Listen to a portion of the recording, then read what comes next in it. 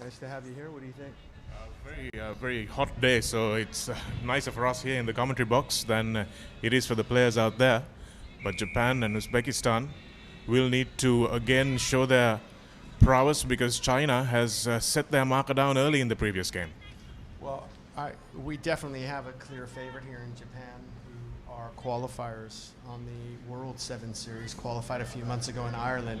So definitely clear-cut favorites here, and certainly hoping for an Olympic bid, although the top four teams, Japan, China, Hong Kong, and Kazakhstan, all seemingly in with a shot. Lots to play for with Olympic qualification. So Japan on the attack, crossing well into Uzbekistan territory, as you'd expect. But Uzbekistan very strong and earning the penalty there. What'd you see there? Interesting one because Japan had the ball there with the go forward, but just losing their footing. This racecourse grounds is a little deceptive because the ground is very soft, and unless you're wearing longish studs, you can lose your feet. I didn't see that Uzbekistan did too much at that breakdown. It's hot, it's humid, and the field is soft, remarkably, given the heat. You would expect it to be a hard pitch, but it is incredibly soft. So that's going to be a put into Japan. Japan clearly on the attack, but Uzbekistan defense holding up for the time being. Referees very strict on the breakdown, of course, especially in sevens rugby. We've seen a few lenient calls in the ongoing Rugby World Cup, but that won't be the case here today. So Japan out the back. And a knock on there to Uzbekistan. Referee plays on. And it'll come back to a scrum. Early jitters for Japan, a few mistakes, uncharacteristic ones. And I mean, of course, the heat. You know, these hands are going to be wet. I think we're going to see a lot of ball on the ground today, definitely. So let's see what Uzbekistan can do. Their own 10-meter line.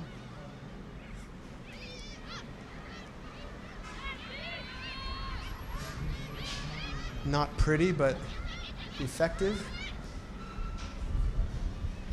And a decent little kick to at least put a bit of pressure on Japan. Did the best they could with that possession they got. Thought they were going to turn that ball over, but stuck with it and managed to scoop it out of that scrum. And the fly half with really no option with Japan in her face there. So Nakamura, who is such a spark plug for this team, to put it in for Japan. Ugly, and Uzbekistan comes up with it, and there's nobody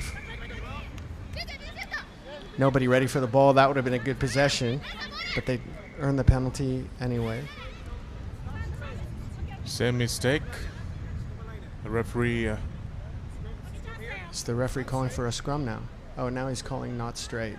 Okay, so Uzbekistan put in. I think it was the Uzbek player that he actually called for leaving her feet at the ruck, so he had to come back for the advantage. He was playing from the crooked throw, so that's why the Uzbeks have the scrum. The crooked throw.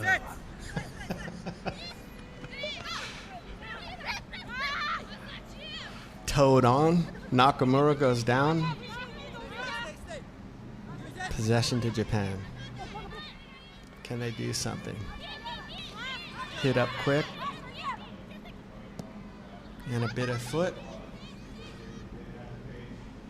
Just feels like impatience when the ball starts to go to the foot in sevens. Again, actually, probably a reflection of the conditions. I think we'll find more teams doing that as we go on, but knock forward. Two of them. Japan with the put-in. Good aggressive defense there by the Japanese player on her counterpart. But we will find a few kick and chase tactics, I'm sure, especially in the men's competition as well, when those real speedsters are around. Because this heat is not one for the patient build-up that we're used to seeing in sevens rugby. Stringing the passes together, but Japan will try to do that now. And here they come down the line. Well defended by Uzbekistan. And there's a hole, and we've got our first score of the game.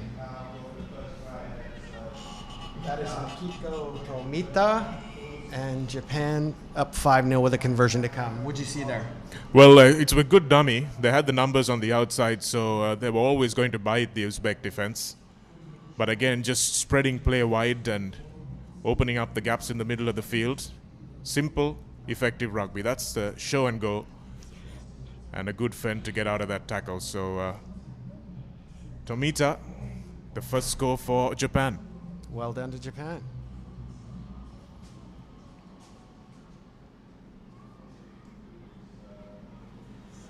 Kanamatsu to restart.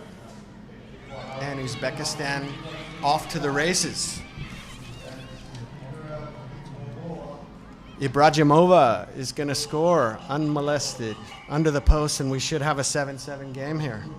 That was a lovely burst from Ibrahimova. The kickoff, another basic error from the Japanese, really.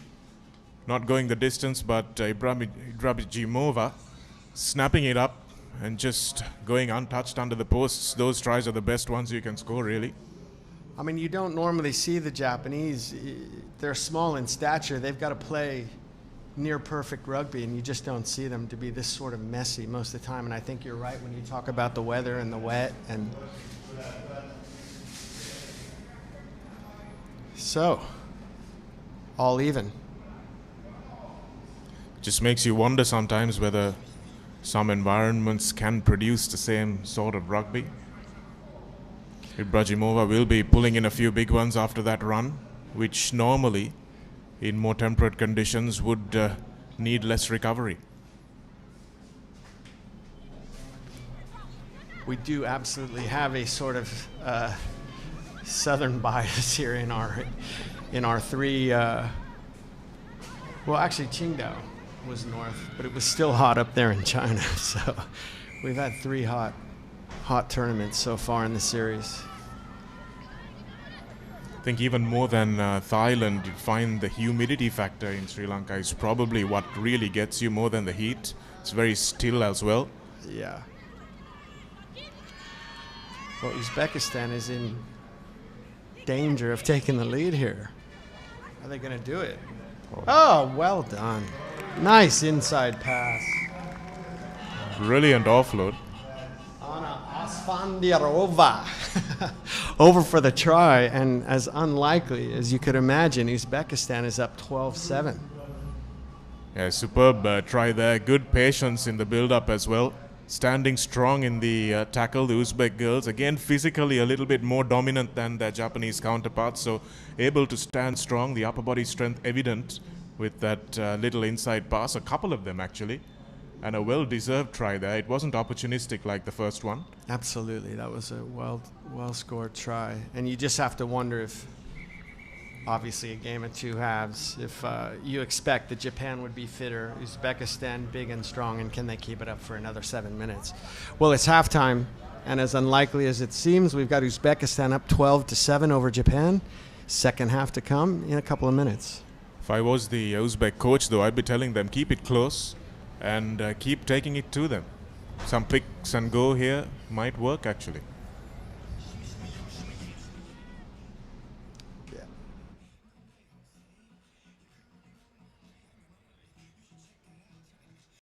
So 12 points to 7. Uzbekistan lead Japan in this third match for today in the women's category. This is a Pool W game in Pool W. The four teams, Hong Kong, Japan, Thailand and Uzbekistan. In Pool X, it's China, Kazakhstan, Singapore and Sri Lanka. The match coming up next, game number 4 for today. Right after the completion of this game will be Hong Kong taking on Thailand. This is the Asia Rugby 7th Series 2015.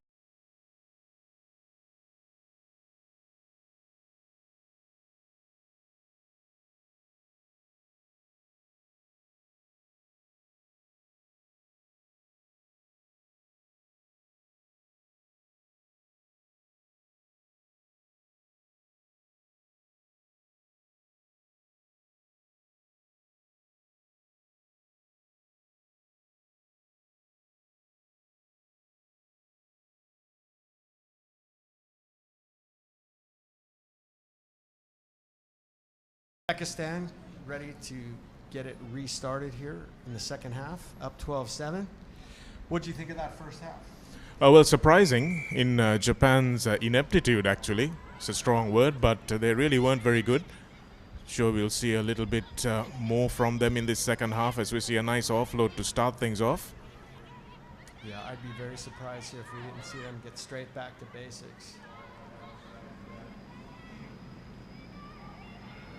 And here we go. Thought that should have been a nice flat pass with the winger going on the outside, but choosing to cut back in.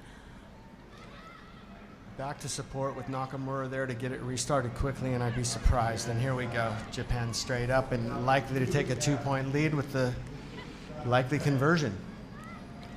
Again, mirroring the first try, actually, that they scored. Just moving the ball wide, shifting the defense laterally, and the holes opening up in midfield. And Japan, a little sense of urgency you can tell from their body language, actually. Absolutely. And she just slid that over. That was an easier kick, and she tends to be quite a good converter. And once she was through, too easy. Uzbekistan not choosing to employ a sweeper in defense. Some coaches like that, some don't. Bit of a shocking restart, and Uzbek will take it over at midfield. The second terrible restart from Japan, Jeff, and that's uncharacteristic because restarts are a key area in Sevens rugby. We saw Singapore struggle with it in the last game. I've seen Nakamura nail everything in games we've done last year, and I'm just surprised. She just seems to be slightly out of sync. Ball drifting forward off the hand there, so the referee quick to blow that one up, but Uzbekistan showing that they want to crash that ball in and commit a few Japanese defenders. If they can get quick ball, they might get back in this game. But clearly Japan not in cruise control. You just see a few of the Uzbeki girls starting to look tired here, and I just wouldn't be surprised if we see Japan's third try. So good one at the breakdown. Coming out to the right. Referee seems to have signaled advantage to Japan, and it looks like they're going to take advantage.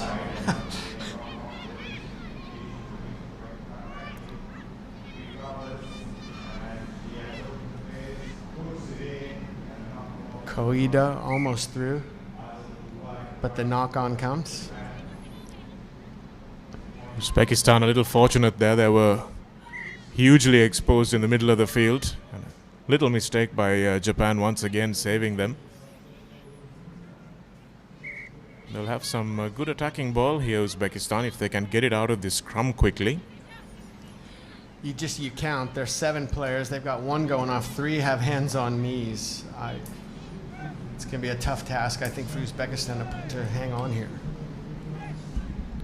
Just cannot overestimate the value of strength and conditioning in Sevens rugby. As Uzbekistan. And especially a program like Japan that's got a couple of dollars behind it, and these girls are afforded the time.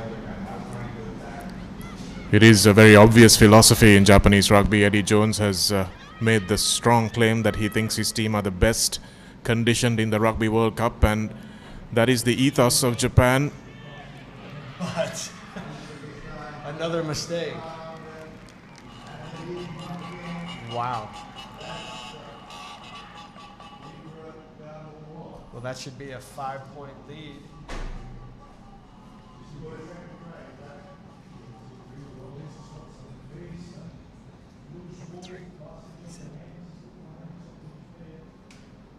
So Ibrahimova, that's her second.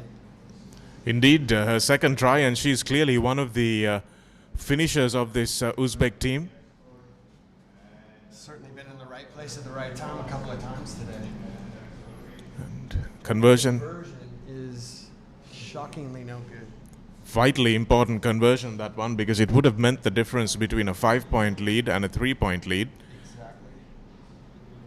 Rajimova there going under the posts from the dropped ball, scooping it up and You can see her off screen. She's just absolutely shattered after that run.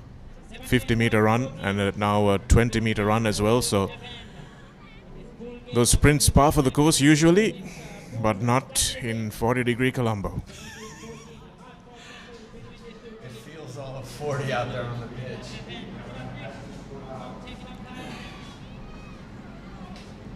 So Japan went in the face, working it, Nakamura. Referee's got something. He's got him over the ball, going over the top. Yes, going over the top there. Again, very strict on the breakdown, but the Uzbeks will be happy for this. They'll try and slow it down. They know there's only about 1.5 minutes and they can come away with a real upset here. For all the fans in Uzbekistan, we want to remind you that the clock is unofficial, so when you see 14, it may continue. Yes, there has been a few injury breaks and water breaks, etc. But the body language of the Uzbekistan team has subtly changed with that try.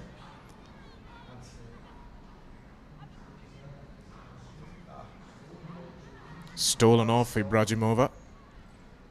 That was Tabita that stole that, and that was massive if Japan can turn it into points here.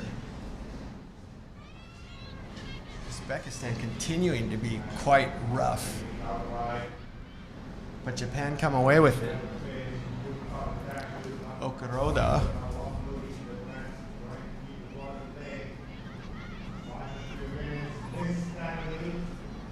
And that's Yamaguchi to Nakamura. And the captain's gonna seal it, seemingly.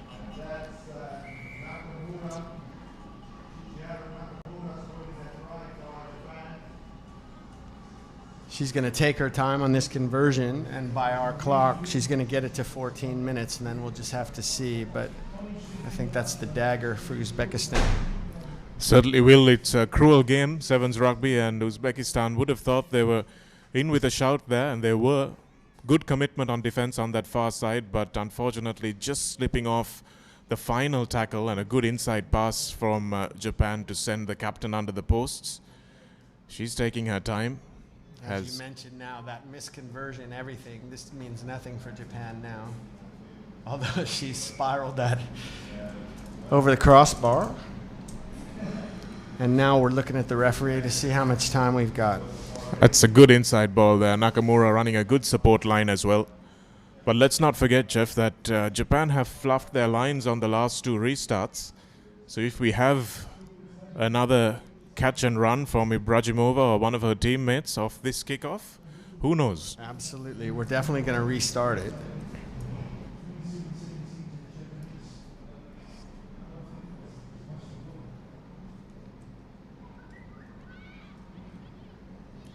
Well, they didn't miss that one short, did they?